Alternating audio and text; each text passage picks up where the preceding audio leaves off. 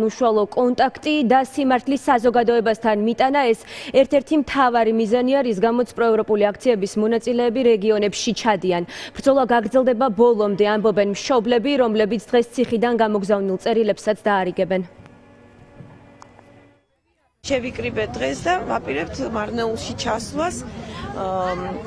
ჩვენ ვთვლით, რომ საჭიროა აუცილებლად პირადად უშუალოდ შევხვდეთ მოსახლეობას და ჩვენი ემოცია და ჩვენი სიმართლე მივიტანოთ. არიან ადამიანები, მშრომელები, რომლებიც ტელევიზორს ალბათ არ უყურებენ ან პროპაგანდის ქვეშ არიან და ამიტომ უშუალო კონტაქტი არის საჭირო ჩვენი მდგომარეობის და დღევანდელი სიტუაციის აღსაქმელად და ასახსნელად. არის ხალხი, რომელსაც არ აქვს ბოლომდე გათვითცნობიერებული რამდენი სინდისის პატიმარი მყავს საქართველოში. ჩვენ დედები, მამები, ახლობლები, ძმები არც ერთი არ გავჩერდებით, სანამ ერთი პატიმარი გვეყოლება ციხეში. ვივლი, ვიმოძრავე, ვიბობოკრე. დღევანდელი დღე არის გაგრძელება იმ აქციების, რომელიც ჩვენ მქონდა. თითქმის ყველა რეგიონი მოვიარეთ. დღეს არის დაგეგმილი მარნეულში ჩასვლა.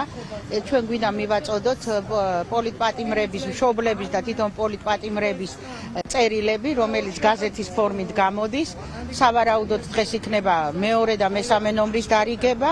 და ძალიან მიხარია, რომ დღეს ჩვენთან ერთად მთელი დღე იქნებიან ფრანგი ჟურნალისტი თავის ოპერატორთან ერთად. ეს ნიშნავს, რომ ევროპა ისევ ჩვენ გვერდით არის. ბიძინა ივანიშვილის რეჟიმის ერთ-ერთი მთავარი საყრდენი არის პროპაგანდა და პროპაგანდასთან საბრძოლოდ საინფორმაციო ომში ჩვენი მთავარი იარაღი არის სიმართლე და სწორედ სიმართლის გასავრცელებლად ვაგრძელებთ რეგიონებში სიარულს სინდისის პატიმრების მშობლებთან ერთად, ოჯახის წევრებთან ერთად.